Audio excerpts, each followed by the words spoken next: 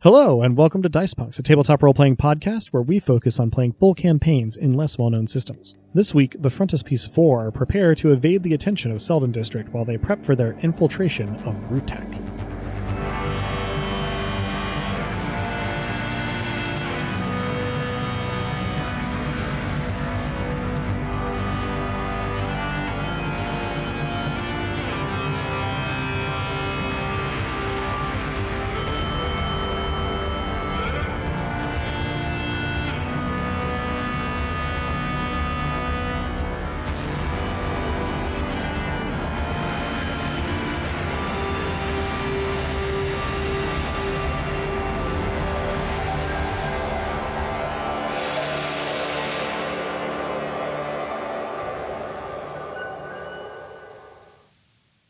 Hello and welcome. I'm Adam, your friendly neighborhood game master, and joining me are... Hey, I'm Drew, and I'll be playing Cato Burke. If not the Napoleon of crime, then hopefully at least the Ned Ludd of guys who run bookstores. Hello, I'm Robin, and I'll be playing Cal Armitage, but that's still just officer to you. Hi, I'm Dez, and I'll be playing Matchstick. You can call me Matchstick. Don't call me anything else. Why would you call me anything else? You don't know my name. Hello, my name is Nick. I am going to be playing Ing. Ing is an android who is also a drone operator. Not only can he do the robot, but he is consistently doing the robot. Yeah, I was going to say, arguably everything he does is the robot. All right. Well, we're so happy to be back to it. And thank you to all of our players. We're going to get right into our recap from last time. This time, it's courtesy of Byrne. Take it away, Dez. So, Ing went to meditation and met someone weird we didn't hear about. Cato found in his stores an archive of digitizations of books from 1995, so long ago, to offer to Professor Rupert Vecht, the OPSEC failure around the auction, and small fry connected to a noted singularist. Cal went to see baby Brock Choi, and surprisingly successfully arranged for a trade of information. Cal also looked up info on Caleb Canopus Dryden, not much other than delinquent housing payments. Most recently in Marcia Stretch in Mariposa Ward, which is not close by. For my part, I did some research into VRuTech and physical routes in and out, and traced Rupert Vecht digitally. It was just very small and sad, man. We're doing this all in preparation for an infiltration of VRuTech in order to exfiltrate or at least erase evidence of Canby's mistake, because they've been threatening her and that's not cool. Also, because it means that we'd all get better access to a tool that would allow us to declutter digital search results and such from contamination by LLM Drek. Separately, I looked into the good officer's background a bit more, found stuff about their Earthside background that mostly added up to political character assassination, possibly by higher-ups. So something definitely going on there. Possibly sympathetic, but there's still a cop. So everything is sus regardless. Sus. Marvelous. Thank you. That did a great job of hitting the highlights there. Of eliding all information not relevant to me. Yeah, that's more or less what I said, I think. Eluding more than alighting, but yeah, I guess. Well, also, sus regardless, pretty good drag name. Yeah, honestly. That would be, yes. That is a fantastic drag name. So free to anybody who listening who wants it. On the back of in the back of the magazine, yeah, there's free drag names. If not every week, then more weeks than none. Yeah, clip out this proof of purchase and send it to us for a free drag name. So we were intending after last time to begin this time with everyone's prep rolls, both personal and group, which is going to be a little bit of a rundown, a review of what everybody was doing, which hopefully will give us a good opportunity to recap some of the specifics that Matchstick doesn't necessarily care about quite as much. But yeah, you listened to episode 7. You know what's going on. So I'm going to go in the order that I have these written down. And to refresh both our memories and our listeners' memories, there are 2 types of prep, personal and group. Both are rolled 2d6 plus an ability plus a specialty versus a threshold of 7. You get more prep for rolling more over 7. And that can be spent during the upcoming mission. You can only prep with any given specialty once. But you can stack different types of specialties for prep rolls as you go. The catch is that it takes more time. Every attempt at group prep takes 1 week. Every attempt at personal prep takes 1 day. So currently, we have everybody lined up for 8 concurrent simultaneous days of prep. 1 group prep, 1 personal prep, and we'll see if anything comes up after that. Then we also have some things to catch up with, especially in terms of Cal's social calendar. So we're going to be playing a little fast and loose. The social calendar, if you will. Indeed. It was right there. It was right there. I really should have gotten it myself. But we're going to start with the prep That's rolls. why you keep me around. One of many reasons. It's not the only reason, but it's not a reason. Yeah. So we're going to start with prep rolls and then circle back around to Cal's meetings with Brock Choi and Vector Ramirez on Sunday. That is Sunday, the 5th of January. Classes in the at distant G-Pol, future 2020. In the distant future 2020. The classes at G-Pol start this coming Thursday. So classes will start mid-prep, it appears. So, with all of that in mind, Ing, I have your prep registered first here. I had that you were, as personal prep, looking into non-lethal ways of subduing people who were attempting to do you harm, and as group prep, researching employees of VRuTech, particularly their security. So, in terms of your personal prep, looking for non-lethal options for subduing opponents, what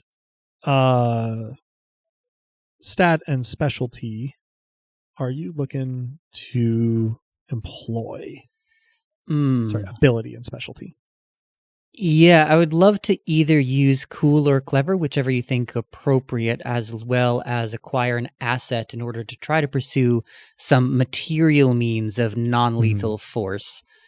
So acquiring an asset is done in place of personal prep, and you're going to struggle a little bit with that because you don't quite have the cash for the type of thing that you are looking for. Correct. So I'm going to recommend that we do a clever roll here.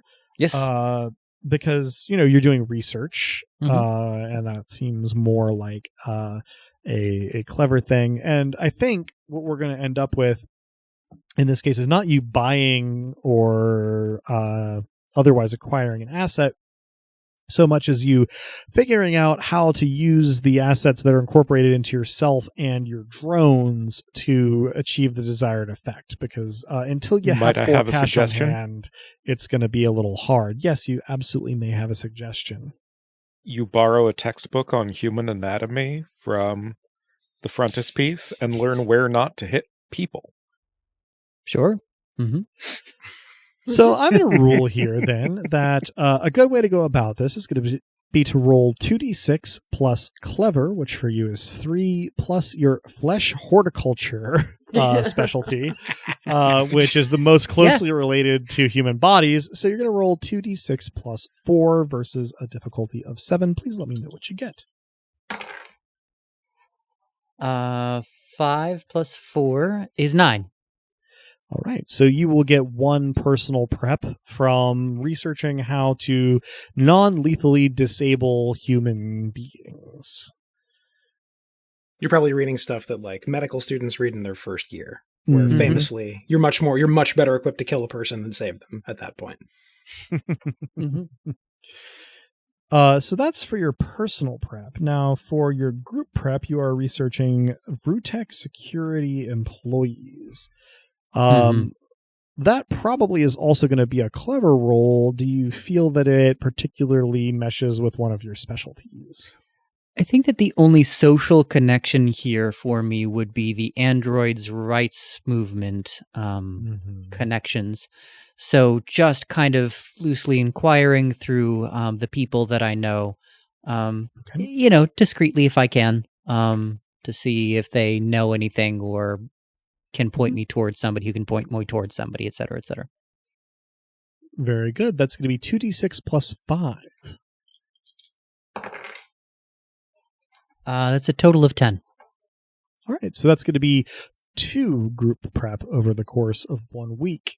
It turns out that, perhaps not surprisingly, there is some overlap between singularists and which overlap to a great degree with the Android rights movement and the VRuTech employee pool. So we're going to make sure to make a note for everybody to know that Ing has contributed to group prep. All right. So we're going to continue on our rolls here before we get into the blow-by-blow scene stuff. Cal, I have you up next here. For your personal prep, I have you trading info with Brock Choi. Choi wanted information on Lou Tupper, your boss at Polytech Security Solutions, in exchange for information on VRuTech. Yes. Looking at your sheet here, where do you think the combination of ability and specialty aligns? I think it would fall under clever and my investigation and potentially my law specialty. I think that investigation could be the one if you don't want to use that for your group prep. Otherwise, you could use corporate security specialty for your personal prep and then your investigation for your group prep. I'm saving that one for the gun lessons. All right. So if you have clever plus investigation, that's going to be 2d6 plus 5 for your personal prep. Okay. So that I rolled a 7 plus 5, that'll be 12. All right. So that's going to be 2 total personal prep for you from that. And we will get to your actual conversation with Mr. Choi shortly. Cal, for your group prep, what I have is that you are going to be sort of using your private investigator skills and tools and connections to investigate some VRuTech employees, perhaps as sort of like a companion piece to what Byrne will be doing in a minute, of trying to preserve everyone's anonymity during this whole operation. So that is, I'm guessing, going to be a cool role. Which specialty do you see this as being in conjunction with? Law or investigation?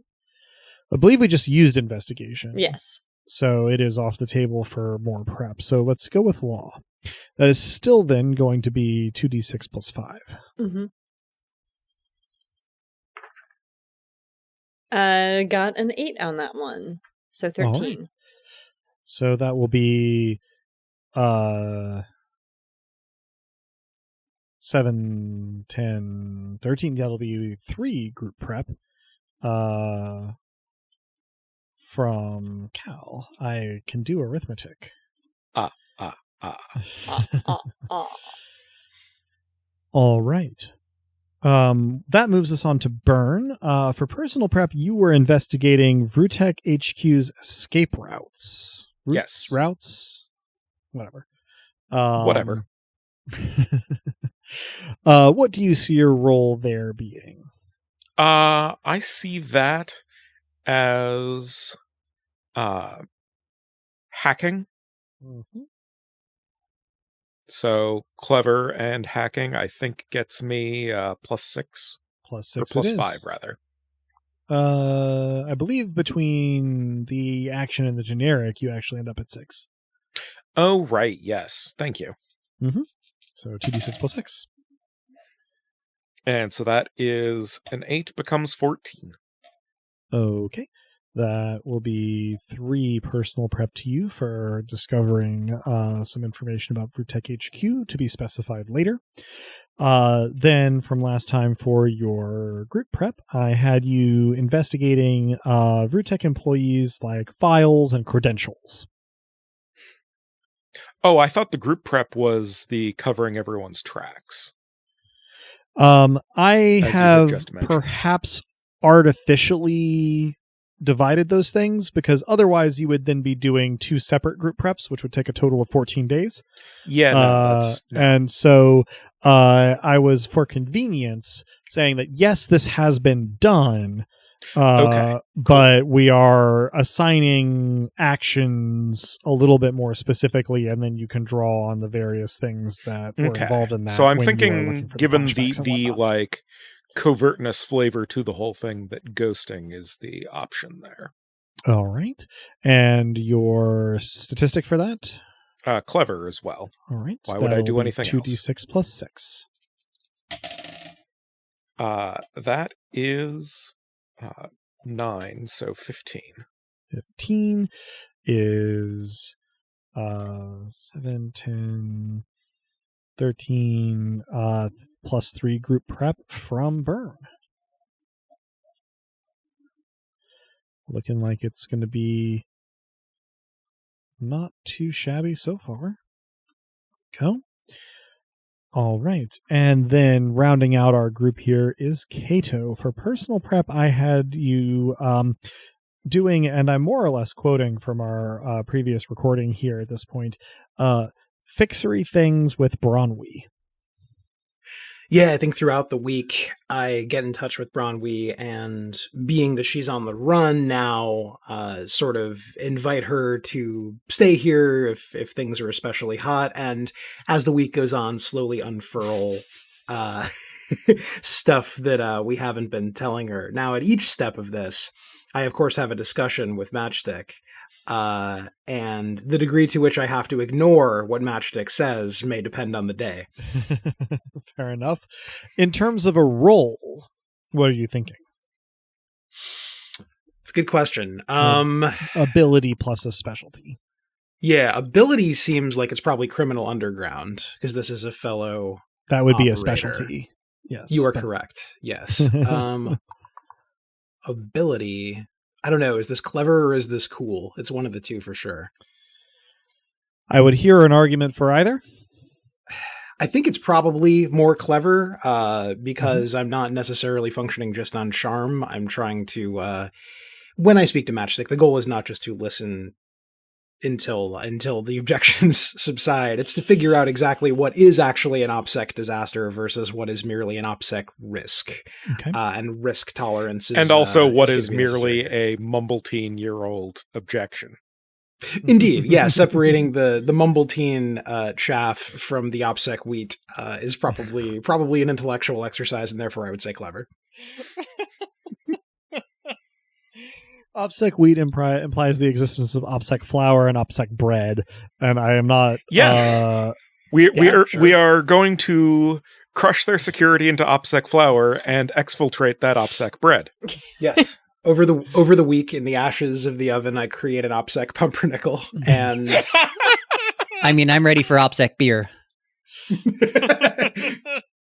Well, that means we have to figure out OPSEC hops. So, Hopsec, if you will. Hopsec.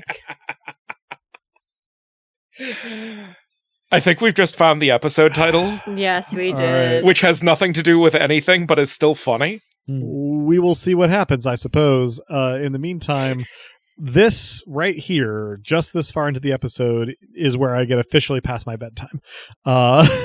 So, It looks like if we're going clever is 2, criminal underworld Mhm. is 2, so you're going to be doing 2d6 plus 4. Cool. That is 10 plus 4 is 14. All right, so you are going to get 3 personal prep from your Bronwy-related fixery thingamagummies. Now, if you're group prep, I have you looping in Officer Armitage to help you figure out how to use the gun that Cal got from the Terabyte Boys at the conclusion of the auction fiasco. Yeah, the officer gave me this gun, and I should probably know how to use it. All right. So what is your role here? That's a good question. It sure as hell ain't cool. I would need to look it up because tough has not come up for me too much in this campaign, but is that the proper thing to do with like weapons and like physical combat, or? It seems like for ranged weapons, quick is going to be the more common thing. Cool. I mean, that's good news for me from a stat perspective, so sounds good. Now, in terms of a specialty, I don't know that either of yours apply because criminal underworld maybe I could see, but you've already used it. Cybernetics doesn't seem particularly well suited, so you may just be rolling. Using it in his cyber arm. One of my arms is going to have to fire it, and they're both quite cybernetic, so I suppose that the use of your arms has never fallen under cybernetics before.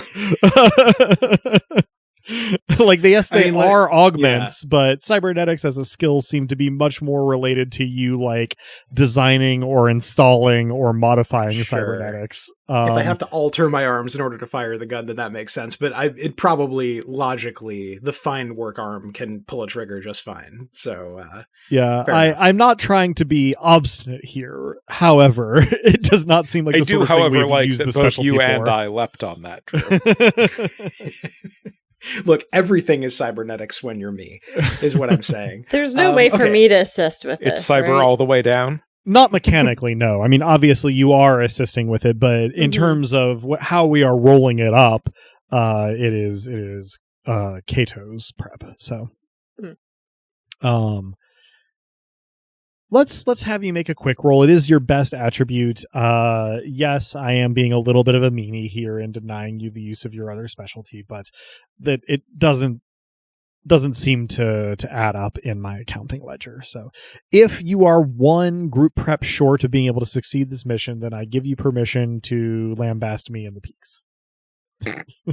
That's every part of this is fair, at least to some degree or other. Okay. So your roll here is going to be 2d6 plus 3. Cool. That is once again 10. Plus 3 is 13. All right. So you're going to get the group plus 3 prep.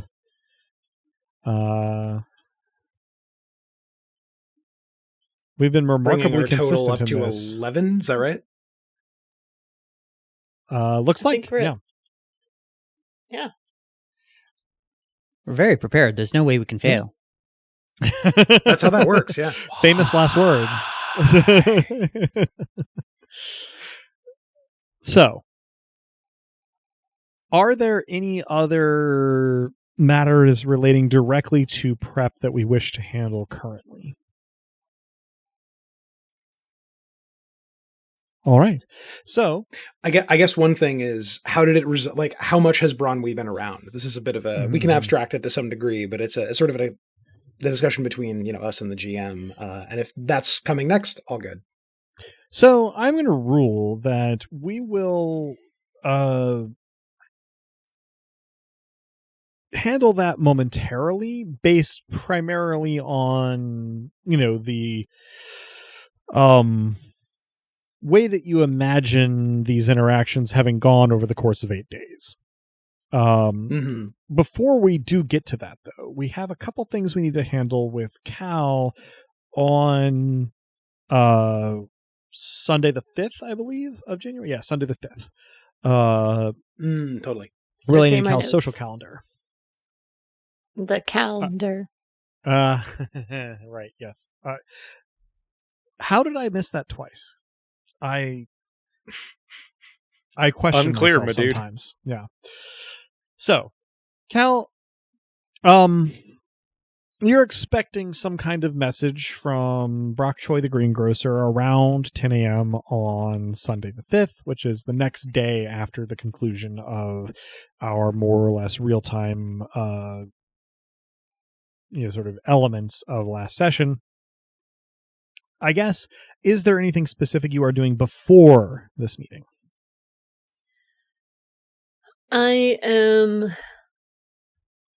I suppose it would be the equivalent of a thumb drive, but I am putting some files about Lou Tupper on the thumb drive to make sure I arrive suitably equipped. So last time you had specified that you were looking for things that were like maybe useful, but not so specific as to get you in trouble. I won't necessarily demand that we be too much more specific than that, but I guess as a general guiding principle, like how forthcoming are you planning on being here? Enough. My thinking is to equip him with something not widely known, but early on, and how PSS came to be campus security. Mm-hmm. This is fun because it ends up with me basically editorializing on what's actually in the rule book. Editorializing on what's in the rule book. Okay. Am I allowed to go into more detail on that, or should I save that for the actual conversation? I was going to say, if you have a pre-existing idea of what ends up in this dossier that you're putting together, by all means, this is a good time. So to my understanding, the G-Pol campus police were initially disbanded due to poor handling of student protests. So I will be furbishing papers that connect Lou Tupper to some brutality that occurred during those protests. All right. Excellent.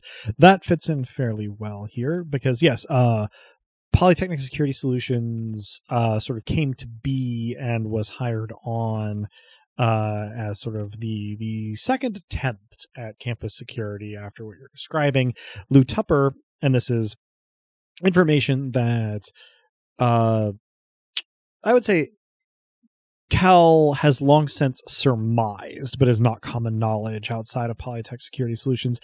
Lou Tupper primarily wants to sell the company, right? Mm-hmm. That is his goal, is to sort of play cowboy in the meantime and eventually sell the company at a profit to a larger player in the security space, and then retire comfortably.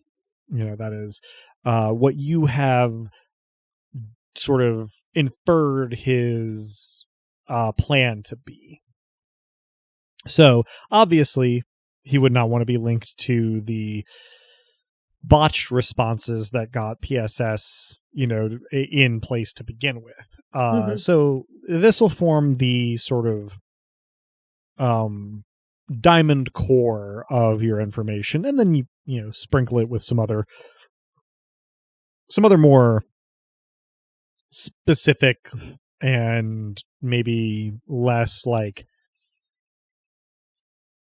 immediately useful, but certainly practical if you were handing this to somebody who wished to be able to interface with Tupper directly. The more specific things that you're sprinkling in there would be relatively useful because they would give them information on how to handle him.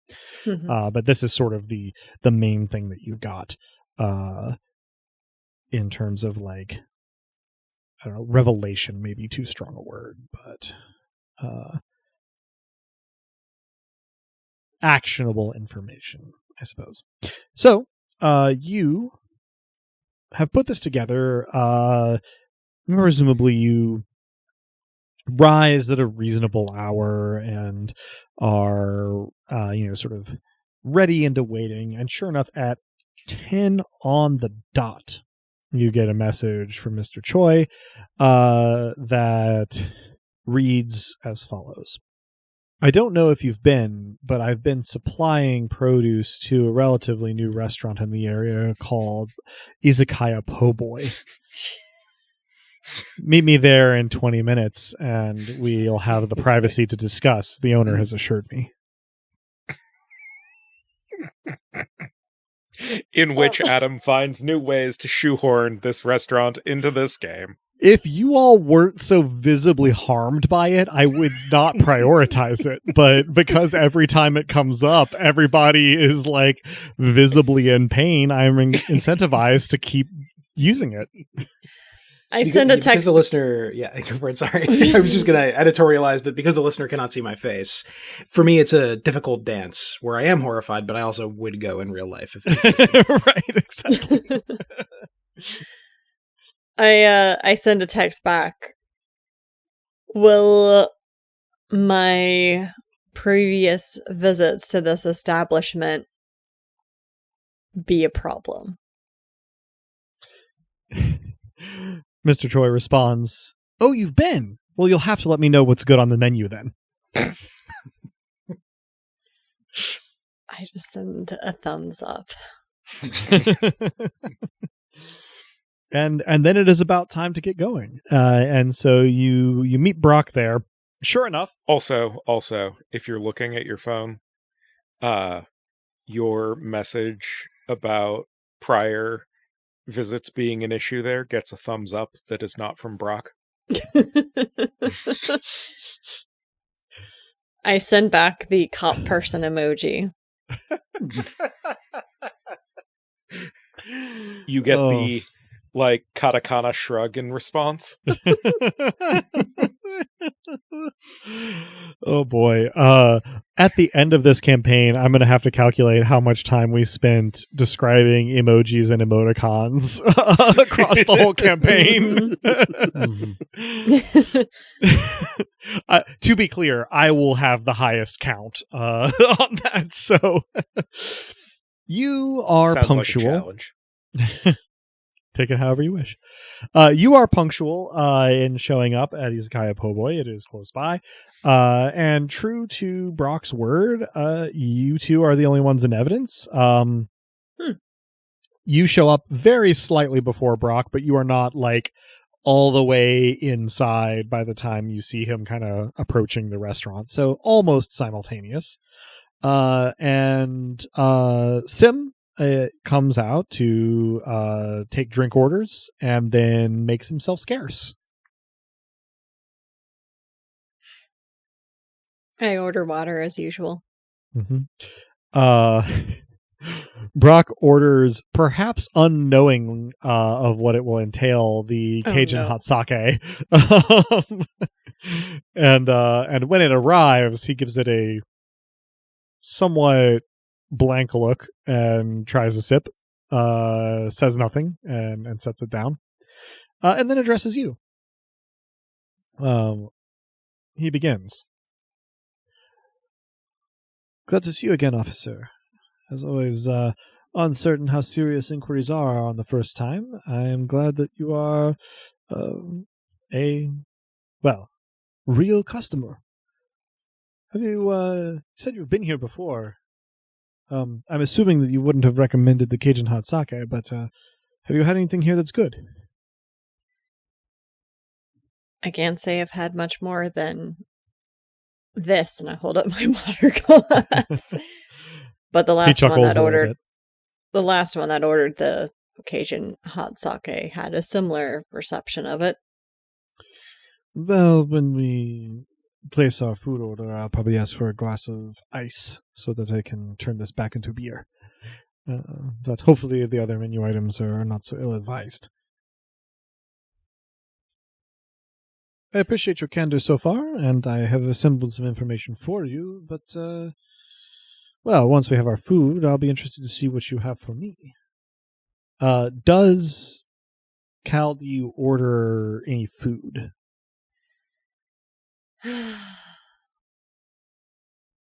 But I'm sure there's a wealth of deep fried items. Mm-hmm. Certainly. I would get whatever the equivalent is of chicken tenders. All right. You order... Oh, go ahead.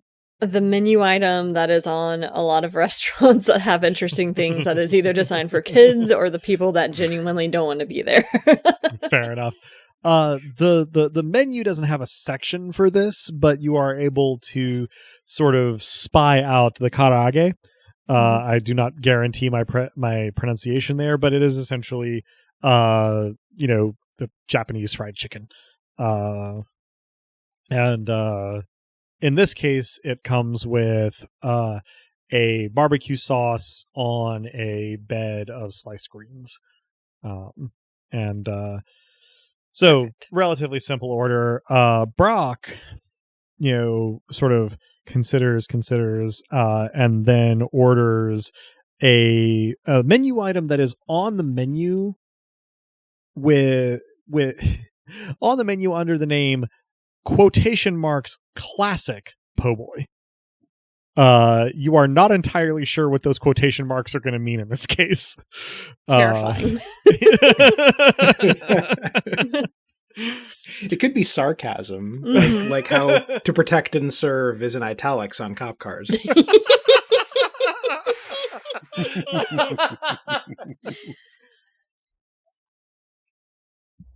Yeah, I guess I tend to read italics as emphasis, but it could very well be read in a number of ways. Yeah, I mean the SpongeBob font would be more appropriate, I guess. Comic Sans. Common sense. Papyrus. I was going to say, boy, police departments the world over better hope that I never end up in charge of the decoration of their cars. So, you receive your karaage, and Brock gets his quote unquote classic po' boy, which looks for all the world like a moderately dressed beef au jus sandwich, of the type that you would get as po' boy, but as not the one eating it. You can't be sure if there's any too clever by half twist that will torpedo the whole thing. After your food arrives, which is pretty quick, Sim just disappears. He said very little, and he has been retreating to the back almost immediately after everything has been sort of entered. So here you have your food, and Brock immediately comes to business, and he produces the Grand Cross version of like a micro SD card. It might just be a micro SD card, but I leave it to our listeners' imagination to sci-fi it up a little bit for a space station. And he sort of places it in between himself and you, and he says, I think I mentioned last time we spoke that I used to work for VRuTech. Now, that is true. I worked for them when they were a purely terrestrial company. I was not high in the hierarchy, you understand, basically a glorified intern. But this did give me certain avenues to investigate their Grand Cross presence after the fact. They are at current unaware of this, and I hope that they shall remain so. He gives you a serious look, but doesn't insult you by extracting a verbal reassurance. And goes on to say, this information is current to the best of my knowledge, though it is incomplete. I wish to be honest and upfront with you about what I have. The plans should be construction accurate, but any changes they might have made after that, well, you will have to deal with on your own. This is a very incomplete list of personnel, but the ones who are on this list, I can guarantee you, are currently employed in the roles that I have indicated here. What I lack is credentials, security access, those kinds of things. I hope the information will be useful to you all the same. I also... Go ahead. I nod and say, I think I can fill in the rest. He gives you a smirk and slides the card a little bit closer to you and says, well then, it is not comprehensive information, but I think it is undeniably useful and not very widely available information. What have you for me on Blue Tupper? I set the thumb drive on the table in the same manner that he did the Cyberpunk SD card. And slide it across from him. Or slide it across to him. Mm-hmm. I think you'll be pleased by what you find in those files. some less commonly known information about his involvement in some mess ups with campus security prior to PSS getting the contract. He raises his eyebrows and says, "That is most interesting. I suppose it may not be shocking, given." And then he cuts himself off and he says, "Well, I appreciate it all the same." I've also included some documents on how to deal with Tupper should the need arise. He gives you a, I feel comfortable calling it a rakish smile, and says, "I hope never to have to do so myself, but if any intermediaries must deal with him, this will be most valuable." He sort of reaches forward towards your thumb drive in a way that makes it a question, and awaits some kind of response from you. I nod. He slides it over to himself, and it disappears over the edge of the table, presumably into a pocket of some kind. And he sort of gives a silent nod toward the Cyberpunk SD card that he's put on the table as he lifts his soggy beef sandwich up in two hands and takes a giant bite of it, chewing and looking thoughtful. I also pocket the SD card and carve off a portion of the fried chicken, being sure to include a healthy serving of the greens underneath. Mm-hmm. Now, if I'm not mistaken, karaage is usually served in sort of small, like bite-size bits here. Oh, perfect. So you get, let's say, like 2 of those on a fork with like a bit of the bed of greens here, and scoop it up. And to your genuine surprise, it is delicious. You are ill-equipped to say how accurate it is to Japanese karaage, but it is savory, juicy, crunchy, a little bit of heat, but not so much that it, is overwhelming. And the sauce on it has managed to give it a nice tang without making the tempura soggy. It is sort of glazed rather than soaked. It is genuinely quite tasty. And for Brock's part, he is looking thoughtfully at his sandwich while he chews. And once he swallows, he goes, "I didn't expect tataki. That was a surprise. But it is pleasant." And he takes another bite. This is quite good. He sort of finishes a second bite and gestures at the greens, and he goes, The greens are the freshest that I could manage, but I could not tell you anything about the rest of it. My conversations with Sim have suggested that he knows what he's doing. He just maybe is a little mad with power." And he chuckles. I snort a little at that, the edges of my lips curling slightly upwards. Mm-hmm. I will definitely remember this menu item and be able to recommend it in the future. But I must say, I'm impressed, Brock. I did a little bit of digging on you, and it's not often that someone is a ghost. He has his mouth full while you're talking, and he sort of gives you sort of like some generically responsive sort of like eyebrow raise.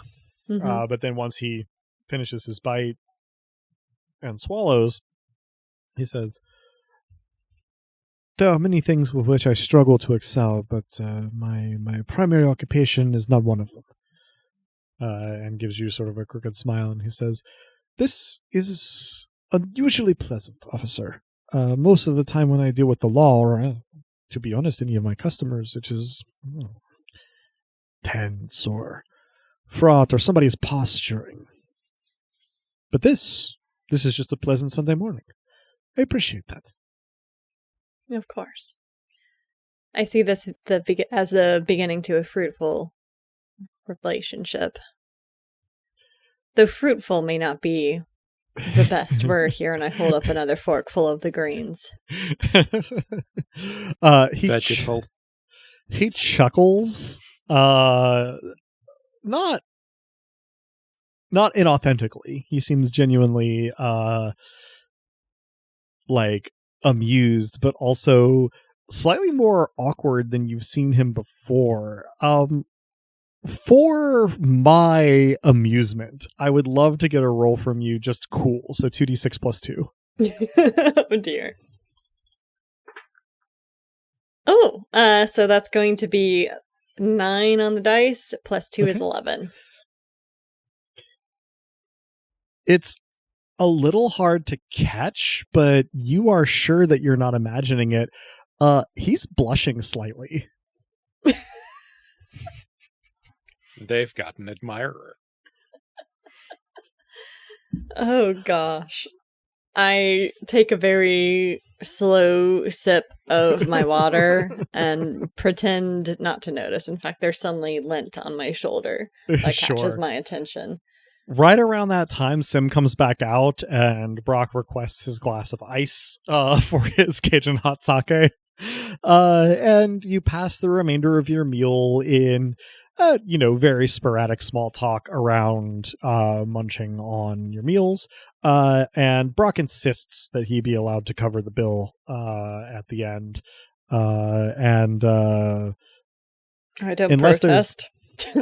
Unless there's anything else that you particularly want to cover or say with Brock, then you are on your way. I am sure to make some small talk about the other restaurants to whom he delivers to, since I imagine that he is a man of discerning tastes and they might be worth checking out. Sure, we'll abstract it for now, but he's happy to talk about it. For all that his main business seems to be not greengrocering, he does seem to enjoy the greengrocering part of it. And so you come away with a short list of, sort of other places, not exclusive to Selden District, but mostly in Turing Ward, though not exclusive to Selden District. You gain a handful of other potential restaurant recommendations, and then you are on your way. Now, this is making for a very Cal-heavy opening bit here, but Cal was the one who had the social appointments. Apologies. Is there... No, you're all good. Oh, no. Yeah. Is there anything between breakfast and dinner on Sunday specifically, unrelated to the specifics of prep here, that any of our other three characters desperately wish to get done? I would like to... With the GM and the good officer's permission, I would like for Byrne to have some inkling of the conversation and perhaps the character dynamics that resulted there. So I can tease the officer about having an admirer. I, for my part, I'm going to express my desire for that to be able to happen, but I think it perhaps needs to be a little deferred here. I don't see a situation where Choi or Cal would have let you know where they were going to be. I'm just imagining that I'd have tapped a line in Cal's phone. That's all. And so, you may have the initial exchange that led to brunch, but I think perhaps the dynamic there is going to be forthcoming for you. Okay. But because I am amused by the idea, but perhaps wish to draw it out a little bit in my sadism. Cato, Ing, anything in particular between brunch and dinner on Sunday, the 5th of January? Not on my part. I think that I'm engrossed in my, preparations.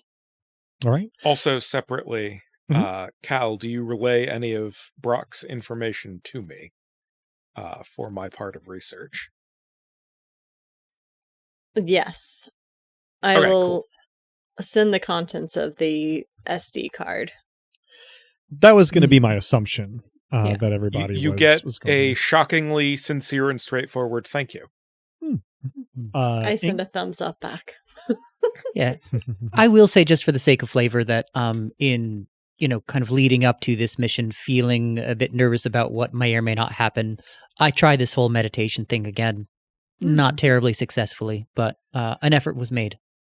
Yeah. I was going to give you the opportunity to roll if you wanted to, but if you don't want to, that's fine too. Yeah, let's let the dice decide how successful that was. Yeah. What should I roll? Cool plus philosophy, which is going to be 2d6 plus 4. Double ones. Okay, yeah. So not terribly successfully indeed. You encounter that screensaver and are lost in it for an hour. Yeah, that's what I was going to rule is that the screensaver intrudes anytime you feel like you are getting close to emptying your mind.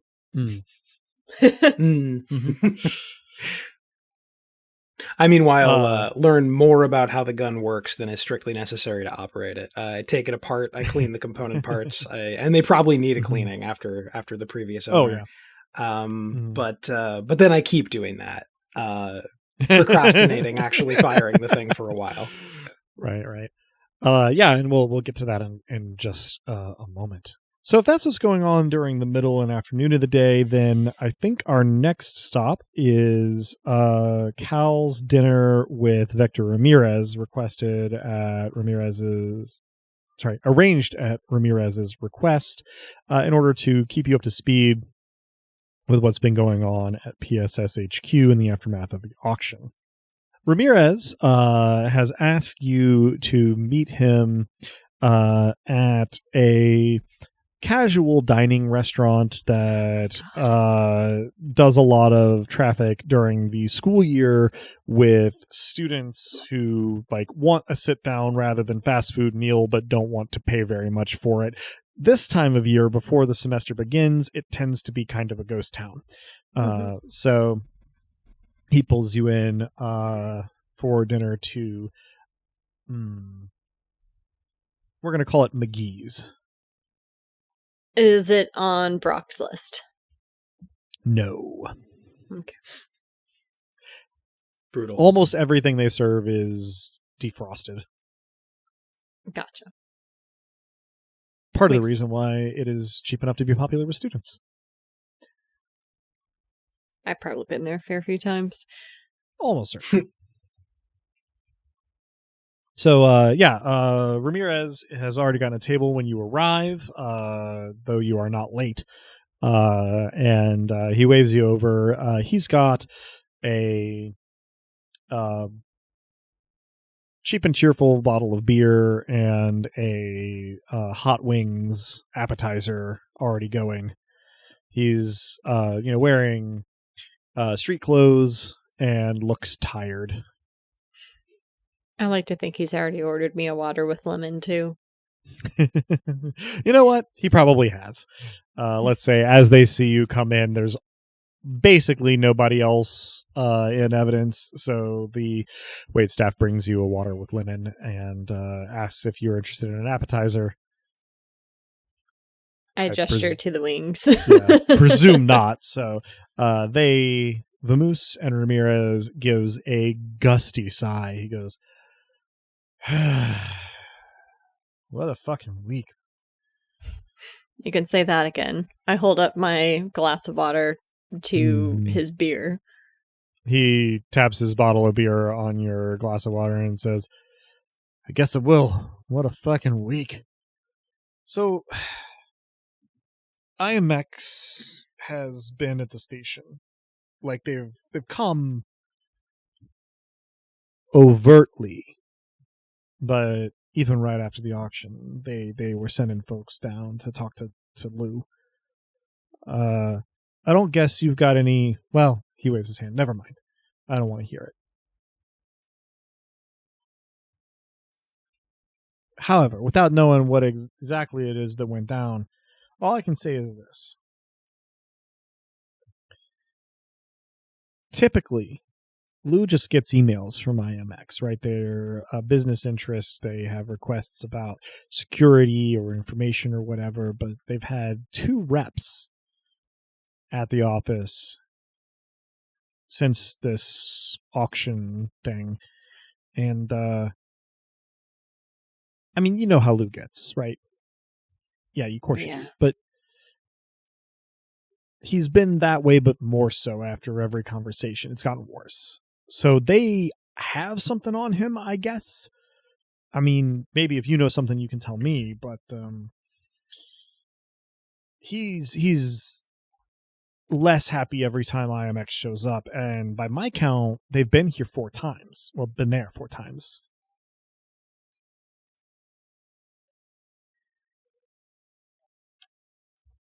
Have you picked up anything that they might know about the auction? I wish I had, but I mean, Lou's not actually that big on security, but these IMX guys, they make sure that I don't get nothing. They lock down that office while they're in it. Makes me think they've got something specific going on, but I don't know. I'm on the outside there. I only got PSS stuff. So what I can tell you is that we bought 3 IMX surveillance drones from them in the last 2 days. Haven't seen them go out. Haven't seen them be put to use. Extortion? Not sure. Lou's mad as hell, though. Shit. I take a long sip of my water.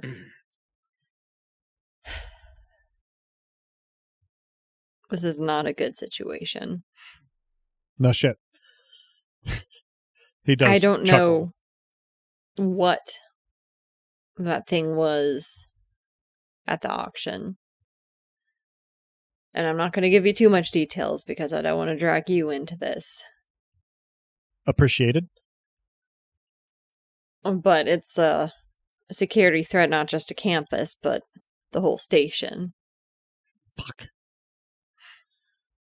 You know who shouldn't be handling threats to station security? Lou fucking Tupper. Amen to that. You think it's an IMX bot? No. Never seen anything like it. Fuck. He takes a big swig of his beer and then houses 2 wings. Listen, Ramirez. I don't like this situation. The auction felt like a setup. For whom? I'm still not entirely clear. The thing is contained for now. A bunch of kids are involved, which I don't like. But I ain't got no other option. He raises his eyebrows disbelievingly and then remembers who he's talking to and he goes, okay, so just for clarity, kids or younger than you kids? Younger than me kids. Okay, not good, but not as bad. If you met them, you might rethink that. He waves his Not a hand bad as group. though God forbid. He sort of looks a little thoughtful and he goes, all right, so there's some kind of tech. IMX is involved somehow. The sellers. All I have is the name, Terabyte Boys. We got a little bit of information on them. What can you tell me about them? Incompetent. They didn't know exactly what it was they had. They thought they were going to make some money off of this thing without realizing they were part of the setup. There were some high spenders there, but everyone was fairly anonymous. And at this point, it describes some of the masked folks, the voices. I'm also going to update him on the professor being the OPSEC issue. Hearing about Vect, he just goes, son of a bitch. The moped guy? Shit. The one and only. I'm half inclined right. to put out another another ticket on that damn moped to see if can't get at least some shits and giggles out of the situation. Yeah, well, maybe for the best, I guess. Shit. Look, I don't want to put more on your plate or anything, but he sort of leans in, looking a little bit seriously. He says, "What, if anything, do you know about Law Zero?" Adam, what do I know about Law Zero? Easy answer. You have heard the name, and you have heard it in connection with androids. That is the extent of what you know. They do not really operate around G-Pole. Okay. I've heard of them. I'm not really familiar with them. I kind of dismissed it as something that Maddie used to talk about. He nods slowly. He says, "All right, well, that's reasonable. They're not really around here so much, but a couple of guys, not ours, you understand, have seen some of their guys around. Well, seen some of their people around. Thing is, they're android organized crime. At least so goes the rumor mill. So they can kind of look like anything. You could see the same Law Zero operative twice, and they'd be in a different body even. Not that that's common. That's an expensive kind of thing to do, but it does make them hard to track. Well, I have it on good authority that there's been some Law Zero activity for the first time here around G-Pole. Since that auction. That doesn't seem like an accident to me. That's absolutely not an accident. Do they have anything for a particular motif? Unfortunately, not so much. They will work with non-androids, though all formal members are said to be androids. And that means they're kind of hard to spot, because, if you make one of their bodies, they can just get a different one if they need to. It's hard to track down what's always changing. Adam, could you remind me of the two high bidders? I know one of them had some pretty fancy augments. I can't recall if she was a android. So I believe the two that I was particularly specific about were a masculine presenting human bidder with a cap and a mask, who was on a phone call of some kind on the way out, and an android with a very fancy frame, who was one of the first out of the basement. I think for a moment and then describe that android to Ramirez. Ramirez nods. Go ahead. She seemed pretty confident that she was going to win the auction. Of course, I had a little bit of help, but managed to blindside both of the major bidders. Well, I'm glad they don't seem to know who you are, because the other thing we haven't gotten to yet is that, a lot of Selden District is just students, faculty, support staff for them, but to the degree that the underworld is present here, all of them and all the security forces are increasingly concerned with this auction as it becomes clearer that nobody really knows who made off with the technology. I plan to keep it that way. If you want to take them on a goose chase, I've got a guy for you. Former PSS and with the Terabyte Boys. Ooh, send it to me. I'll see what I can do. But in the meantime, if you got this android and this other guy looking for you, that may not be good news. Now, I don't have anything on that specific description, but it fits the MO of Law Zero. And I don't know who they'd have sent necessarily. It's not like I've got a roster or whatever, but if they're going to be moving that kind of money around, I'd place bets on it not being some kind of low-level mook. Are they involved with the Singularist in any way? Show me a sufficiently large android organization that doesn't have some ties to Singularists, and, I'll be super surprised. But, I don't know, Law Zero tries to keep that kind of thing on the down low, it seems like, because, if they've got ties, they don't want them advertised. And neither do the Singularists, for that matter. So I would put money on them having some contacts, but I couldn't tell you anything specific. Kova Levy was spotted talking with Vect. He looks thoughtful for a moment and says, yeah, I suppose that's not terribly surprising. It's that AI researcher, Singularist guy, right? Mm-hmm. Well, my understanding is that Vect is trying to... His star isn't rising in the university, so he's pursuing other avenues. Seems like he really admires Levy. Yeah. I could see easily how he would be compelled by that, considering what we found of his background. We also had an encounter with someone else that might have been a part of Law Zero. Call themselves Canopus. He gives you a blank look and goes, well, shit, that's news to me. I'll see what I can find. My own searches weren't very successful, but I've been trying to stay off PSS databases as much as possible, as I'm sure you can understand why. Yeah, no, that's a good idea, but I'll see what I can do and get back to you. Well, yeah. What was his full name? I have Caleb written down. Oh, Caleb Dryden. There we go. Yes, Caleb Dryden. Yeah, full name Caleb Dryden. I found a bunch of derelict housing, non-payments, different addresses. Seems like a cold trail, but kind of matches the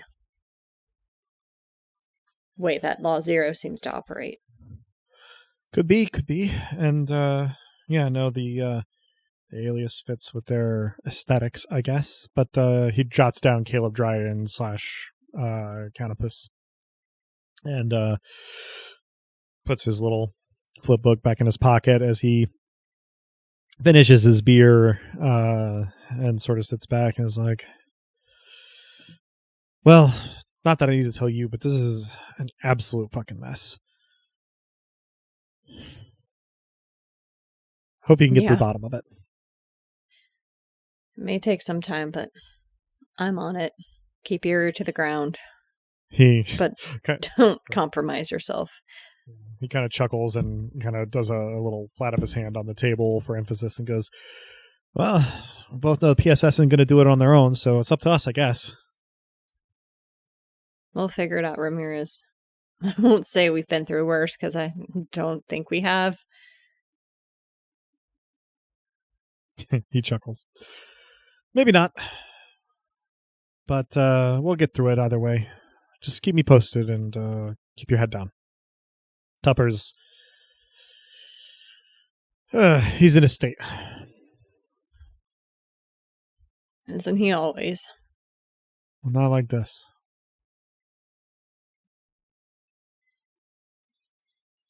Well,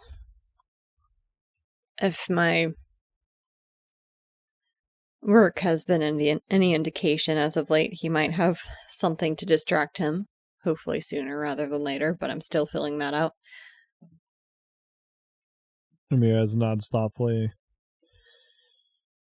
Says, all right, well, I appreciate you coming out to do this more securely. I know you know. But anything else, or shall we focus on enhancing our dining experience?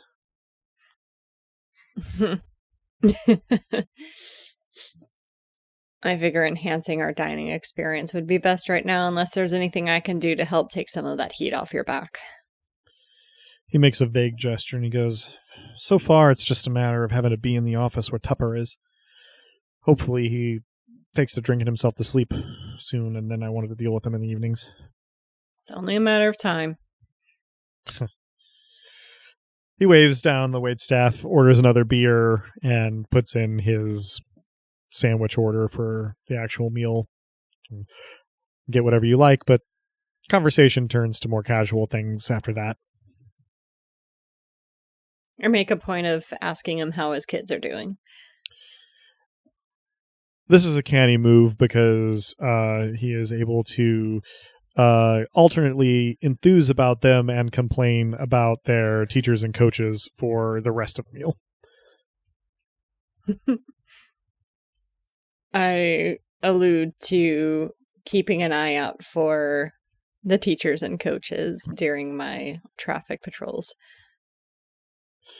Yeah, you guys share a good laugh about that, as well as some okay bar and grill food.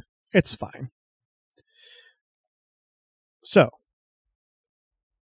that brings us to roughly the end of Sunday. We had all of this prep going on, kind of in the background, taking us all the way through to the following Monday, which I will do the math for the calendar on some other time. But in terms of the prep that we had rolled on earlier, is there anything in particular that we wish to check in on to narrate other than that conversation with Brock Choi?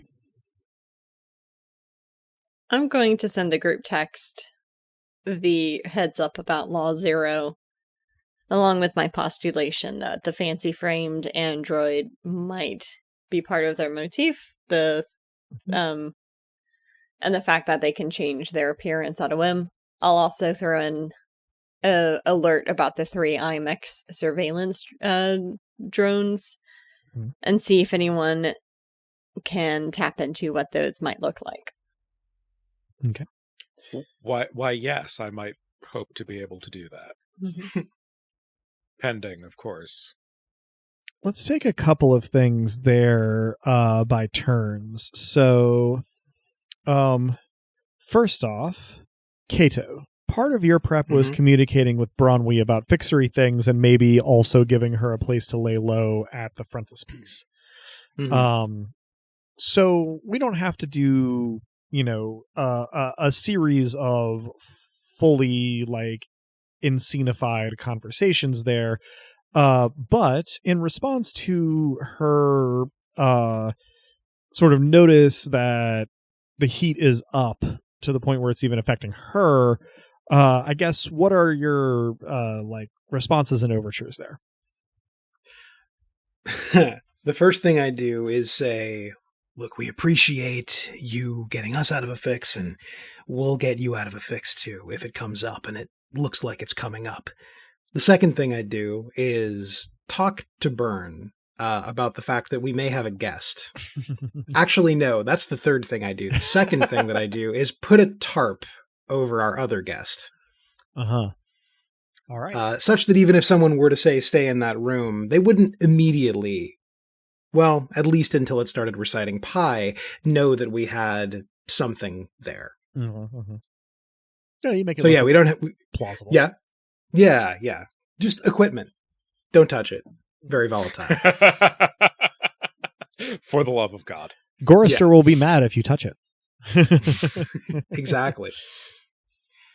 So yeah, I think the slow escalation would be Bronwy is probably invited to spend time here if that's something she needs to perhaps even stash some stuff here if there's nowhere else to stash it.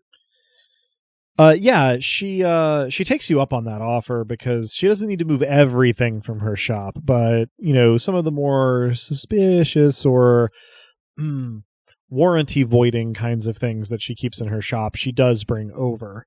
Because if you remember, her shop is more proximate to the basement and building than the Frontispiece is, so it's coming under a little bit more scrutiny than your space. Plus, anybody who looks at the floor plans for the Frontispiece will realize that there's a fairly extensive back area, but anybody who's just been past or into the sales floor of it, not so much. It's even possible we have a falsified floor plan out there somewhere. We have a gremlin for that. I will say that it is lightly falsified in this case. I like it, but just some things marked, living quarters and whatnot. I think I would almost prefer that it's lightly falsified. There's a hiding in plain sight aspect that I clearly for sure. like, given that I named effective. It the Frontispiece. So yeah, no, that's way more effective. but yeah, following that conversation, Bronwyn is not living in your back room, but she is storing some stuff there and spending some time there. She rather likes it. She likes to antagonize Gorister, which is one of the great pastimes of Grand Cross. And she's pretty good company. Relatively affable, good conversationalist, excellent card cheat. And I see if I can pick up a few tricks as I lose. Same. I will leave it to you how successful you are there. A lot of it has to do with her particular brand of affability and body language being excellent at keeping attention where she wants it. If I did it as a cool roll, I would have gotten a 10 for whatever that's worth. I mean, it's one of those things where you can start to figure out how she does it and appreciate the craft, but recreating it your own self is going to take, if nothing else, practice. Fair enough. It's like close magic in that way. I got it. Yeah. In the time that she spends back there, she does also sort of give a slightly witchy herbal kind of atmosphere to parts of the workshop that had been much more utilitarian before, because that's just kind of something that she does when she spends enough time in a place. You don't ever see her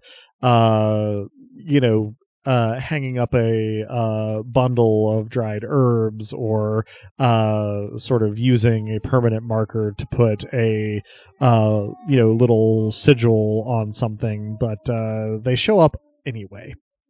In terms of the sort of role that she has in helping you, Cato, with your prep, do you have anything particular in mind for the two of you to accomplish, or are we going to leave that for when you use the prep and need to kind of explain it?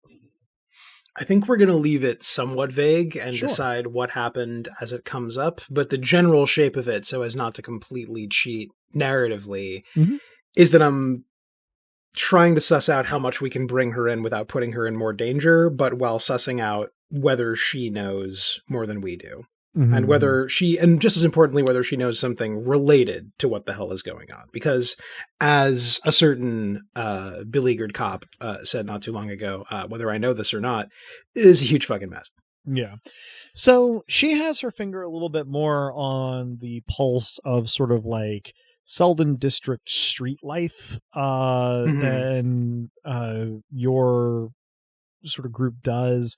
She can tell you about the ways in which people are looking into things. There's PSS, there's IMX, there's also just like, associates and members of Terabyte Boys, and then just, kind of a patchwork of local slightly shady property owners, the types of people who, sell off-label prescription drugs to college students, and like, a smattering of other kind of, what's the word I'm looking for here, opportunists, sniffing around.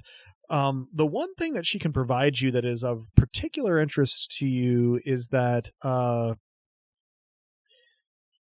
she has reported seeing a slight uptick in what she calls kit bashes. It is not a term that you have heard applied this way before, but she explains that throughout Grand Cross, there are occasional sightings of these little kind of kludged together, almost animal-like drones or bots that everybody assumes that some robotics company or another has put out, or maybe several of them. In a couple of cases where parks are more prevalent, they're assumed to be part of the like park service robotic repertoire. But she's plugged in enough to robotics and related groups on Grand Cross internet spaces that she has this generic categorization for them that is not necessarily super common. And in describing what kit bashes can look like, you kind of make the connection to the sort of small rodent-like drone that Ing reported seeing that we suspect was involved in your abortive break-in to the back room, which sort of stokes your paranoia a little bit, but also is a little bit reassuring, and that this is like a part of a wider phenomenon that people who are paying attention to it are aware of. The thing that nobody really knows for sure is who is creating and tasking the kit bashes. For me, knowing a little more makes it a little less scary, even if it's bad news. She'll chuckle at that and say, "Very much the same way. It's better to know a little than to know nothing, after all." Hear, hear. Yeah, and by the how does Bronwy treat Byrne? I'm going to answer that by telling a brief story about the time a storm rolled through severe weather for a couple of days, and we found in our backyard a baby squirrel that had been tossed from its nest in one of the trees in our backyard. And we kept it in a little timber and chicken wire enclosure for a couple of days, like kind of a heating pad, and bottle fed it. Now, unfortunately, this baby squirrel did end up dying. It just was too weak and injured, and we didn't have the correct, sort of know-how to care for it. But our attitude while it was around is more or less the attitude that Bronwy evinces toward Byrne.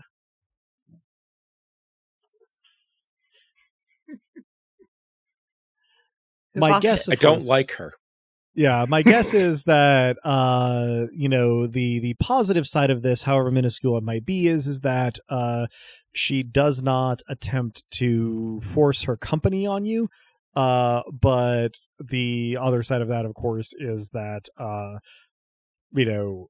she has a tendency to perhaps inadvertently, but nonetheless gratingly infantilize you. And sort of treat you with kid gloves. Lots of surveillance. Mm-hmm. I do my best to maintain this fragile peace. And for what it's for worth, your sake, it is a Cold War. Indeed. This is made clear to you. I do not specialize in ending wars, but keeping them cold actually is probably something I'm pretty good at. I avoid as best I can this becoming a shooting war of one kind or another. So I would say in terms of surveillance, Byrne, Bronwy is frustratingly operating in a frustrating degree of good faith. She seems to try her best to be a good guest, with most of what grates upon you being idiosyncrasies rather than actual issues. I don't believe she's bad. I just don't like her, and I can at least separate these things. Yeah. And one of my expressions of, well, really most emotions is surveillance. Yeah. As a result, you may be the only person who actually ever sees her inscribe one of her little markings. She does what appears to be immediately looking that shit up. Yeah, she appears to do some either like kind of mindfulness exercise or meditation or something. And when she finishes those little sessions, she does little markings. When you look them up, they turn out to be seemingly, if not like totally original to her, then more or less ad hoc combinations of alchemical symbols with I guess they'd probably show up first as occult symbols, but a mild amount of research will connect them back to Kabbalah. Okay. All right. I think that brings us around to the slice. However, big or small we might want it to be, of Cato's group prep. That is to say, training with this gun formerly belonging to the Terabyte Boys with assistance from Cal. Now, the only details here that really need to be hammered out in any specific way, there are not really public gun ranges on Grand Cross. It's just not like a viable business model, given the dearth of legal weapons. Oh no. So the options pretty much are sneak Cato into PSS's facilities or head somewhere into the station's basements and hope you don't get overheard. I dislike these options. I sort of smirk at you as we consider them. I did not say that out loud, but yet it was felt nevertheless. Indeed. I love both of these options, by the way. They both seem rich with dramatic possibility. Yes. So what would I know of sneaking him into PSS? Well, it is very easy for you as an officer to bring anybody you want to into the station. It is much harder to do so in a way that goes unobserved or unremarked upon. Mm-hmm. Particularly where the range is concerned, there is like a pretty specific protocol for getting in and out. Oh, okay. So I'm definitely going with the lower levels of the station. So this is actually probably something where Cato is a little bit better equipped than Cal in terms of accessing those levels, if not necessarily where the best place to do this particular activity would be.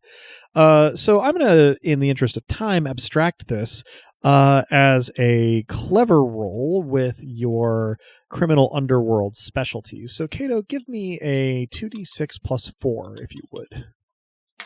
Sounds good. That is an 8 plus 4 is 10. Plus 4 is 12. All right. So it is a little bit contingent. You ask some circumspect questions here and there, and then you sort of choose your potential best option for entering this station substrate. In this case, I'm going to rule that it is essentially a maintenance access hatch, chute, take your pick, for some garbage disposal that actually does then connect to a larger disused space that's probably originally intended for industrial storage, the industrial facilities being on the outside of the station. There just not being one in this area to use this particular space. It is not as far away from street level as you would like, but also street level is pretty noisy, and any particular bangs or booms are probably going to be interpreted as, cargo up on the surface / inside the sphere rather than, below ground.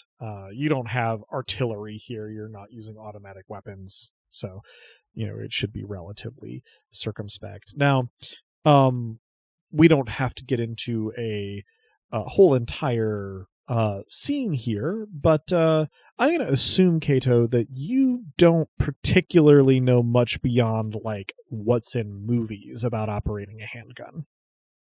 Indeed, and I haven't learned anything about that this week. I can name all the parts, and I do so a little too eagerly, but I don't know anything about operating one. I'm a little more at my ease because we had to be sneaky to get here, but I'm still deeply embarrassed by my lack of knowledge. Fair enough. So Cal, again, I'm assuming relatively standard instruction here, but is there anything specific about what you teach or how you teach it that you wish to get on the record? Specifically, I noticed after the first few rounds that Cato is pulling the trigger which is causing a little bit of a down and right movement of where the bullet's actually hitting, compared to the targets of various soda pop bottles and other rubbish that we have set up. So I encourage Cato to practice with a pen on the proper way to pull a trigger. Now, this is an interesting thing. Cato, you have an unusual challenge here in that your arms and hands are asymmetrical. So They are at that. The small arms, fingers, are going to be better at operating the actual mechanisms. The large arm is going to be better at it stabilizing and absorbing recoil. Cal, of course, you don't have any experience trying to instruct somebody on how to use their asymmetrical arms in the operation of a handgun. But your, squeeze don't pull advice is well taken. Since we made Cato roll, go ahead. I was going to push for a Weaver versus Isosceles to compensate for the difference in arm sizes. That seems to me to make good sense. I would love to get a, clever plus corporate security roll from you, which I believe is going to come out to 2d6 plus 4. I've been rolling at least 1 6 Nice. with every roll tonight. It's been fabulous. So that was an 8. So that'll be 12. All right. So When you say Weaver versus Isosceles, I nod knowingly as though I'm going to pretend to know what that means. Then I wince and ask what that means. I have you hold the gun as it feels natural, knowing it probably doesn't, and then manually adjust your stance and where your arms are, such that your larger arm is kind of crooked and lowered to compensate for the size of it, and your smaller arm for finer work is managing the trigger pull. So this versus, well, actually it's this versus this. Yeah. And so you take a couple hours the first time, and then sort of receive homework, as it were, that the officer will check in on you with throughout the week. The other, sort of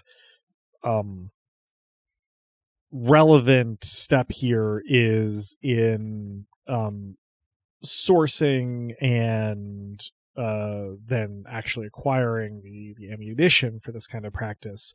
Because one of the ways, of course, that you learn to, effectively operate a firearm is by expending ammunition, which this is not the most expensive kind of ammunition, but it is, again, a little harder to source on Grand Cross than it would be here in the good old USA where we're recording this. And so I'm not going to impose a cash expenditure here, but just sort of note that part of your time is spent on circumspectly acquiring what is, for the era and the place, relatively generic semi-automatic handgun ammunition. For our purposes, we're just going to refer to it as 9mm handgun ammunition. Whether or not that is precisely what Grand Cross would use, I am not going to concern myself with.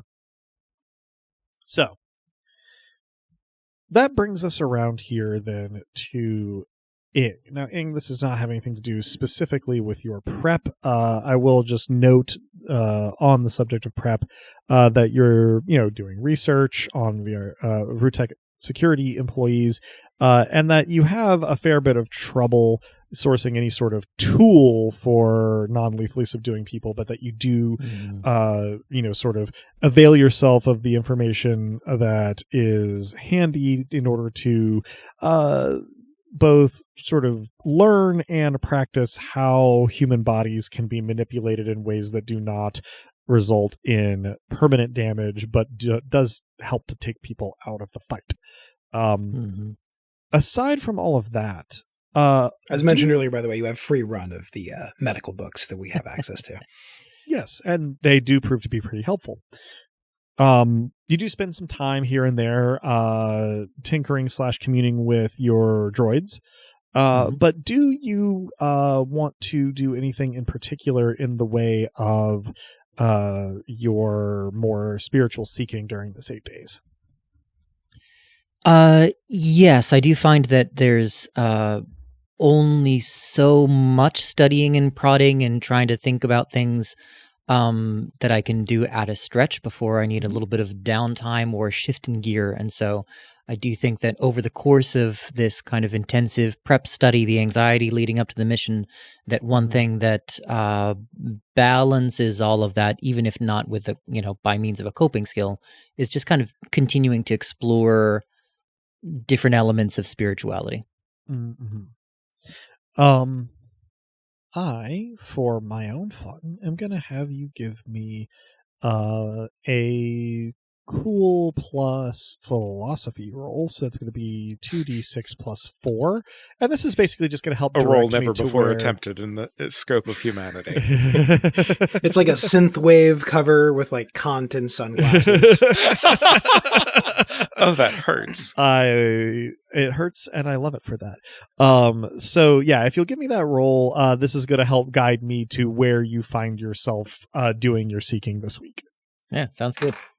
2 2s, plus philosophy and clever. Be 8 if I'm not mistaken. Yeah. Cool. So, you dip into a couple of, variously services, observances, exercises, gatherings.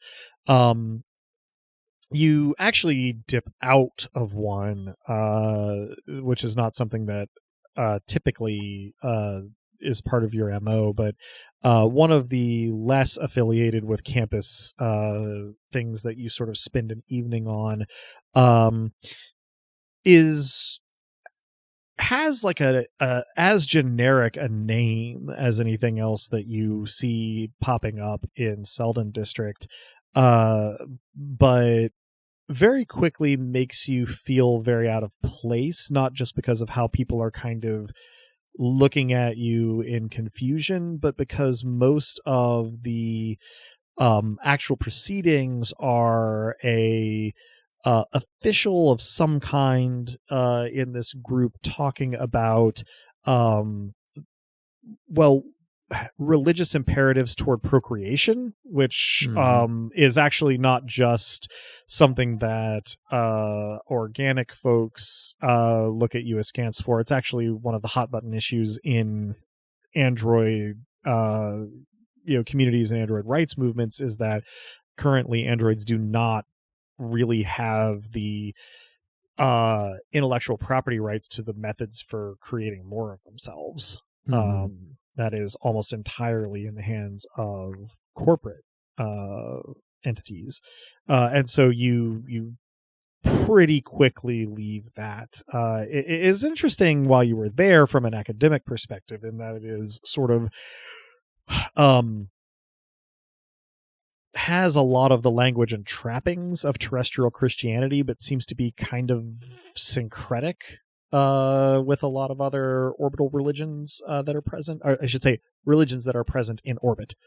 On the other hand, towards the end of the week, after classes start on Thursday, you get to a Saturday evening. Let's say it is more of like an exploratory round table, that kind of brings together a few kind of campus religious organizations, at which also in attendance is the woman you met at the guided Zen Buddhist meditation last week. She does not appear to be, some kind of known entity among the other folks who are there, and spots you coming in, giving you a fairly warm smile compared to her more impassive look as she sort of is observing the group as it assembles. Yeah, I go over and sit down next to her if there's space. She makes room, and She greets you. She says, "Good to see you again. I figured I'd probably run into you. We seem to, have similar enough interests. Do you live around here then?" Yeah, not too far. Oh, me neither. I find that campuses tend to attract the kinds of organizations that are useful for my research. And she kind of chuckles. Really? Yeah, I suppose so. Inquiring minds and the latest research, at least in a non-corporate setting. That makes sense. She nods. She says, "I'm not entirely sure what to expect from this particular meeting. I guess it is just sort of an open forum discussion. I don't know how receptive they'll be to my ideas, but, if all are welcome, then hopefully I'll learn something. Have you learned anything since last we spoke?" Land, no. But there's some thought-provoking questions. You don't strike me as the kind of person that is shy of diving into the deep end. Do you mind if I just bounce some thoughts off you? Oh, of course not. Earlier this week, I went to a different meeting that was just kind of seems like an offshoot of terrestrial Christianity, and they were talking about procreation. It got me thinking about how, at least from what I understand of Christianity, humankind is made from dirt and inorganic materials, but then kind of melded and imbued into flesh. Similarly, humankind, if I may simplify things a bit, took that same base dirt, the silicon, and hammered it into wafers, and but left us without the kindness of the ability to procreate ourselves. Now, one could be literalist about all of this, and God could very well exist in a literal sense, but it just gets me thinking about the ideology behind the religion, and you could really go down a rabbit hole there. In any case, what do you think of all this? You'd mentioned before that you're pursuing a kind of transcendence or divinity through technology. It's very interesting to me. So when you arrive at the word procreate, her face goes very stony still. Though she sort of tunes back in as you continue. And she says, "It's interesting. A lot of us, organics, view the, possibility of procreation as at best a mixed blessing, some of us even as a curse, and others as a duty. It is something that certainly various perspectives don't have any real agreement on. I would say that, yes, it is a cruel creator indeed that withholds the, self-determination involved in that from their creation. For my purposes, I would be much more interested in the recreation of a mind digitally than the creation of a body in the usual messy, organic way." But she kind of gives a little bit of a distant look, and she says, "A lot of what I seek is,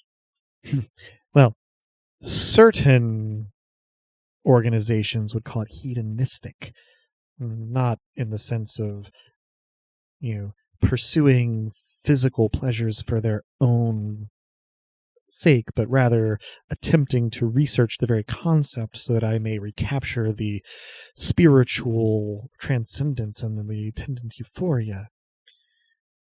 But of course, this could mean using the body to experience pleasure without ever really wishing to," and she gets a little bit of a sour look on her face, "reproduce. Still, that does end up being the expectation sometimes. And, I can't help but think it would be nice to be free of that expectation, not to dismiss the very, valid. It is nice to have the choice. And the removal of that choice is cruel to me, even if my own journey takes me in a different direction."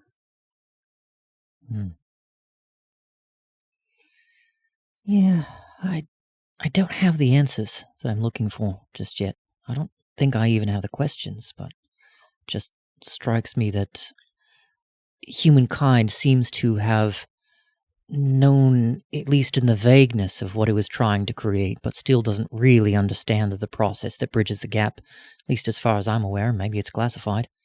But in the same way, they kind of create each other. They don't really understand the children they're going to create before they create them. They just kind of bumble into that act through the act of pleasure, as you say. So.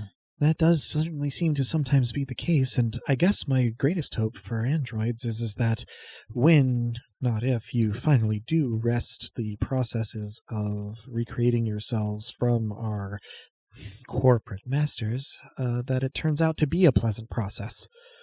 But I suppose I don't have any real basis for hope. I notice that I am the only visibly augmented person here, and you are the only inorganic person here. And as she says that, a voice from nearer the entrance calls out, sort of rough with anger. "What is she doing here?" And she stands, she goes, I suppose that is my cue to leave.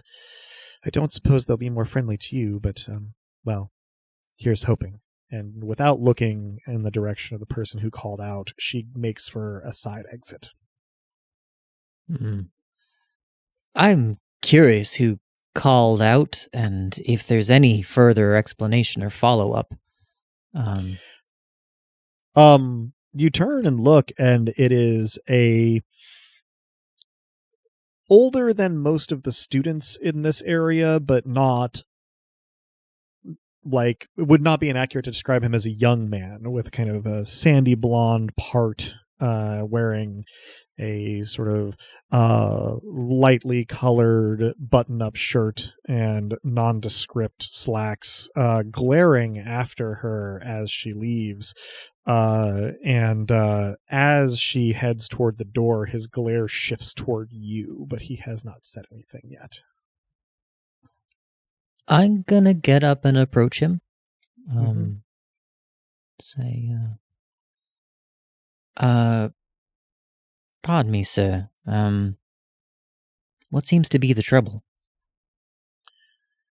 The trouble is that apostate thought that she could come here and participate in bad faith. I can only imagine that she invited you here.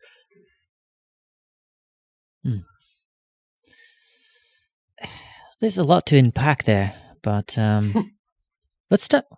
Apostate of what? What exactly faith? Kind of faith do you follow? He kind of snorts and he says, "I don't guess you'll take me seriously, but the true one." And then he just glares at you levelly as though this should mean something to you.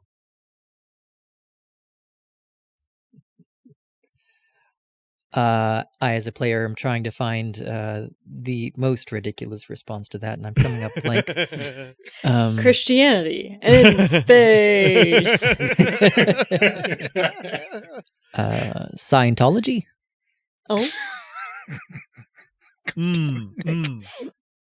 Hang on.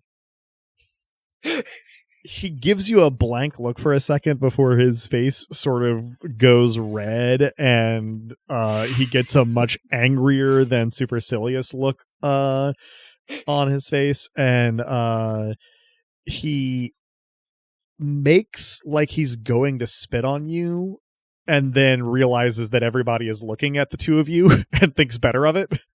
At which point he just sort of takes a step back and says, "I'd leave if I were you, and if you see Apatia again, tell her that her whore self is not welcome here." And he goes to take a seat. This is not said out loud, but I don't think that there's anything more for me to learn here. I leave. Yeah. By the time you leave, you don't see the woman you've been talking to, apparently Apatia, in evidence. She seems to have made herself scarce, perhaps wisely so. And so you depart from certainly the most frustrating element of your, sort of evening seekings of the prep period. Now, that gets us to the very cusp of doing our actual operation here. When we, sort of have dispensed with all of the various little bits and bobs here, all that is left is for you to, undertake the operation itself. But we are running up on time for this session. So I will say here, if there's anything in particular that anybody wants to have been doing during this 8 days of preparation that we haven't yet covered, this is your chance to let me know before I head us into the sort of closing stages here. When the message about Law Zero came through, I forgot to ask, do I know about Law Zero? Have I ever had any dealings with members? It seems adjacent to my interests. Have heard of them, but you have never dealt with them. Okay. I mull this over, and it's probably something that Bronwyn and I discuss at some point, but fair enough if that's all it is for now. Mm-hmm.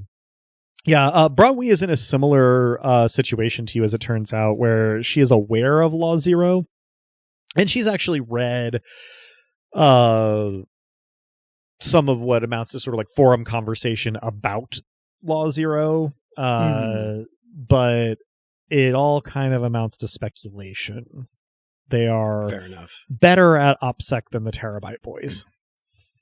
Okay, I mean, low that's almost bar, a relief in a weird way. Yeah. Okay, and I assume Ing conveying his shitty experience there, if he wants to, will be handled later. It's kind of up to you all. I guess I don't know how willing Ing would be to share that, or if anybody would bring up, something that might touch on it. But you guys can figure that out if you would like. Yeah, I'm happy to pass it along. Just kind of in passing. How's your day? Fine. How's your day? It's a little shitty. Part of me was tempted to stay to feel like maybe one can learn from hatred and false paths as well as the right ones, but I've had enough of it for today, practically speaking. The true one. Fucking.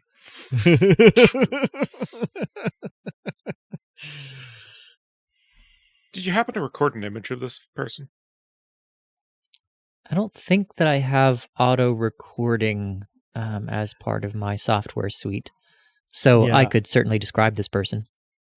Yeah, I'd say you have to do that about as deliberately as taking a cell phone picture, though you don't actually have to pull a cell phone out. Mm-hmm. I'm assuming I am also here. I'm going to say that this can be as many stages and locales as we need to. We can kind of abstract that around as much as we want to. Yeah, we're montaging. Actually, there is no in-character reason for me to ping on this person as much as I want to. And as much as our session notes say that they will not be surviving this campaign. This is not something the GM has said, to be clear. It is something we players have said. Yes. It is in our collaborative notes. I'm only just checking in on them.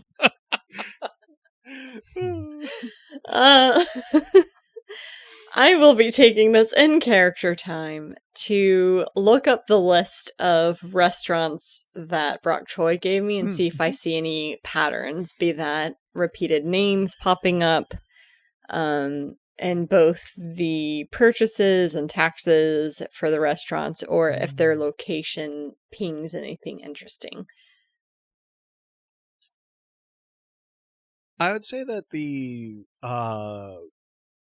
first order patterns, in terms of like without going and doing personal investigation, the only thing that really shows up is none of the places that Choi deals with, they're all pretty local to Selden District. The ones that aren't like officially inside Selden District are still on Turing Ward, so they're still like fairly local. none of them are student oriented. The students might eat at some of them. We've seen students at Izakaya Po'boy already. But there are those places that are like intended for like the college crowd. Cheap, quick, greasy, all the things, staying open late, the profile, of like student chow. He doesn't deal with any of them. Cool. I'm debating on whether or not to text him what he knows about Law Zero. Mm-hmm.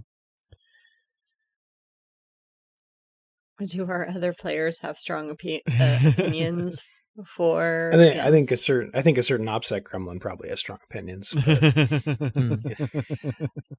I mean, I guess I would chime into the group text. For what it's worth, if this is an exclusively Android crime syndicate, I don't know whether they might have, I can make some gentle inquiries around the Android rights movement, or if needed, I don't know, maybe there's some way that I can make contact. You'd have the best opportunity, I suppose, to get invited at least. I simply send back, don't make contact. I just up pointing finger at that. I see this as an extremely good sign about your relationship, the two of you. Privately, I kind of hate that I'm doing that, but like, I will text Brock Choi and ask what he knows about Law Zero. Word on the beat is that they have infiltrated campus. I'll also follow it up with information for information. Sure. Yeah, Choi responds by saying, again in text, haven't had much cause to look into them. Excited to see what I learn. Actually, we'll talk a little later with an emoticon of sort of like the flat eyes, like tired face, seeming to imply that he has other things going on right this instant, but is interested. I send him a thumbs up and then a vegetable emoji.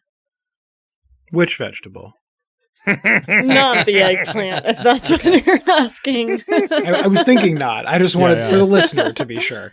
Probably lettuce. One of those leaves. Carrot. Yeah. Yeah. All right. So, rounding things out a little bit then, at the end here, the Saturday night after our Sunday start, I'll rule that Cato, you are doing some stocking because the big rush for the beginning of term has kind of come and has started to ebb, and so you are kind of taking stock of your shelves, seeing where things have gotten a little sparse, or where books that were there were beginning of term textbooks, and now you'll be replacing them with more just sort of elective reading, as it were. Getting all the micro STs in order, making sure that the really rare stuff is in enough of a position that it appears truly to be saving someone's life if they walk in. All that stuff. Yeah. When Braun Wee comes in from the back room looking a little rattled, and as you sort of like turn to face her, she's like, I swear I didn't do it.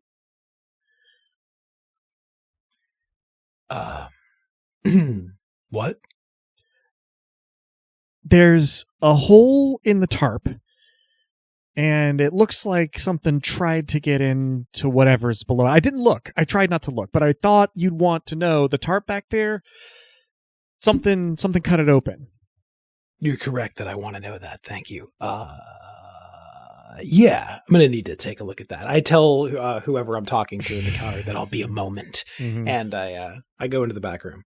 You head into the back room, and sure enough, there is a slightly melted, very straight incision in the tarp. And immediately beneath that, when you sort of pull up the corner of the tarp and look, the mesh of the sort of Faraday cage below that, it looks lightly chewed, for about a span of maybe 3 inches. It hasn't been penetrated, but it's clear that something attempted to get in, maybe was interrupted, maybe ran out of time, who knows. But this is worrisome because you did have, like, the previous instance of an intrusion, as well as Byrne's kind of like vigilance for the methods of previous intrusion, and Gorister and company's intrusion proofing of the obvious, and even less obvious ways into this space. So something has managed to do some circumventing of the logical ways that this could happen. That said, I send a few choice images to both Byrne and Gorister and just say, rat problem. Which I think is a really excellent place for us to give the listeners a reason to tune in next time to find out exactly what's going on there, as we also hit go time on our VRuTech infiltration assignment. So that's where we'll end our session this time, on a little bit of worrisome news on the eve of a larger op. So thanks for joining us. I hope our players and listeners enjoyed it as much as I did, and that you'll all join us again next time.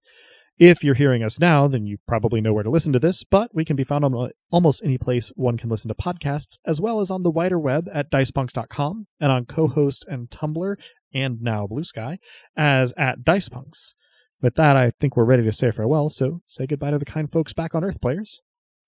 Thanks for listening. You too can broker a peace between the witches and the gremlins in your life.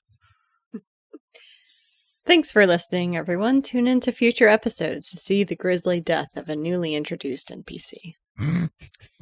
Thanks for listening, folks, and do not suffer a rat to live. Thank you for listening. In space! In space! In space!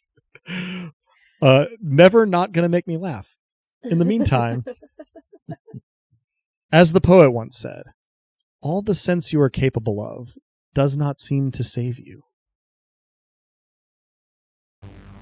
Beloved listeners, thank you for tuning in. Stick around through the admin stuff for Luke's lies.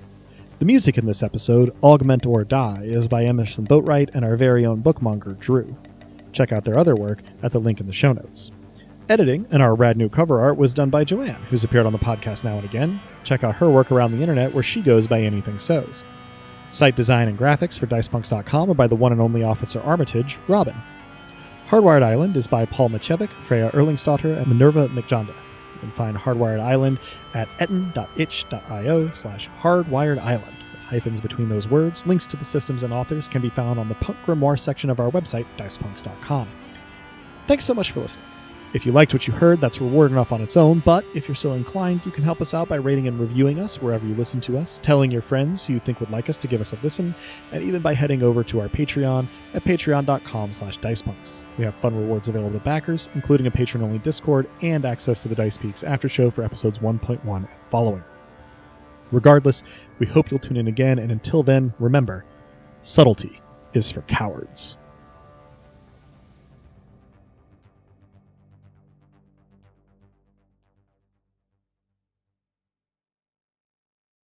They say it's cold in space.